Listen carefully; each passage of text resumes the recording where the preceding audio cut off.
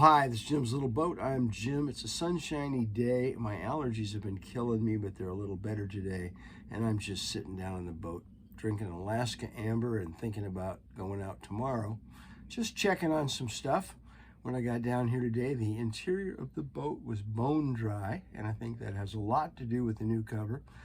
I thought just for fun I would show you some of the improvements I've done in the last 2 years and whether or not I like them. Some of you watched the video on the scuppers and the replacement. We went to through hulls, got rid of all that gate valve nonsense and all those hoses. But you know, the biggest improvement was that I flattened out and cleaned up the bilge. And you can just wipe it up with a damp rag now, and it always looks pretty good.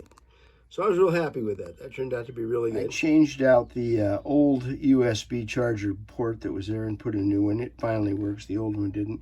And we put in a new switch panel, and it works great too. So I'm kind of leaning down on the cabin top, and you can see that 14 inches of visibility under the jib is a godsend, especially when you're out here on a crowded day. I spent a bunch of time putting crown nuts on every screw that comes through the ceiling.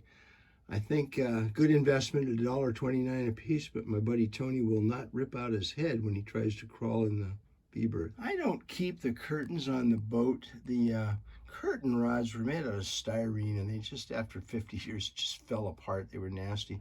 So I put a screw in each hole where the track went in case the next owner would like to put the curtains back on. In fact, I have them up in my attic. I could have installed the power lift for the pop top. Yeah, you know, it's okay. I'm 75. I think it will be better and better with each passing year. I'm kind of hanging over the stern rail. We're looking at the transducer for the depth sounder. And I had originally made it 2 years ago out of aluminum, 3 kinds of aluminum. It slid up and down on the track and went in the water.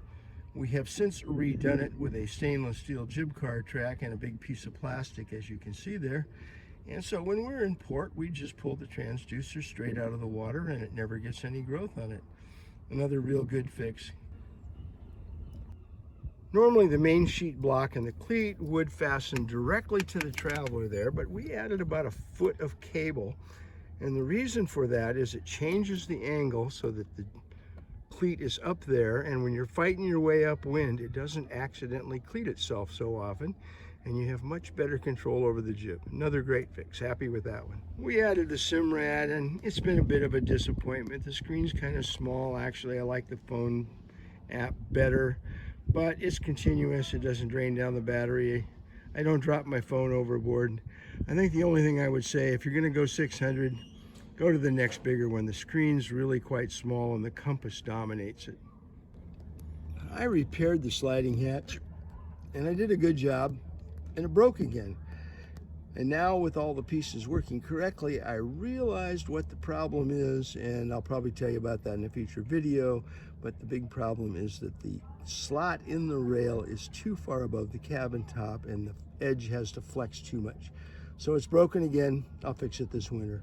We changed the wire rope halyards to Dyneema, and it's been great. That knot doesn't exist anymore where you connect the wire to the halyard and it doesn't get caught on things, and it goes up smooth as can be, and expensive but really well worth it. And I forgot to mention, you're very less likely to sky your halyard if both parts weigh the same. We changed out these turning blocks, and what can I say, it was a maintenance issue. We changed the location a little bit, but they actually spin unlike the 50-year-old ones that were there before.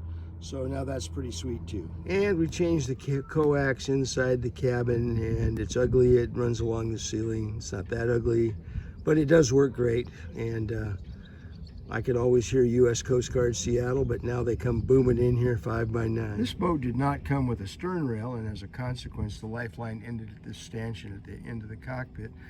So I added a stern rail, and I never had any gates that worked very well. This year we bought some more expensive, if not quite so pretty, Pelican hooks, and now I have a nice gate that works well. We used Dyneema line. I sewed the splice together there rather than splicing it, and of course I put on a heat shrink like I always do, and that's turned out to be a pretty nice install. Of all the projects I did last year, this one was probably the best. It works so great when we're out there sailing in the rain. The cabin stays dry, and a benefit I hadn't counted on, the cabin stays dry when it's sitting here in the marina, and this covers up the crib boards. Here's a screw up I just missed until today. We have this false panel on the bulkhead to hide the wires for the Simrad and some other electronics. And just noticed today that one of those screws missed. I'll fix that next week. Well, that's the rundown on this year's projects. Pretty happy with everything. I'm sorry that the hatch fix didn't work, but I'll do it again next winter, and I know how to do it now. A little disappointed in the Simrad, but I'm not sure that's the Simrad's fault. I think maybe I had expectations that weren't reasonable. So anyway, those fixes did work really well. Mostly happy with them. We had a great day out on the water today. I'm dog tired. Thanks for watching, and hope to see you out on the water real soon.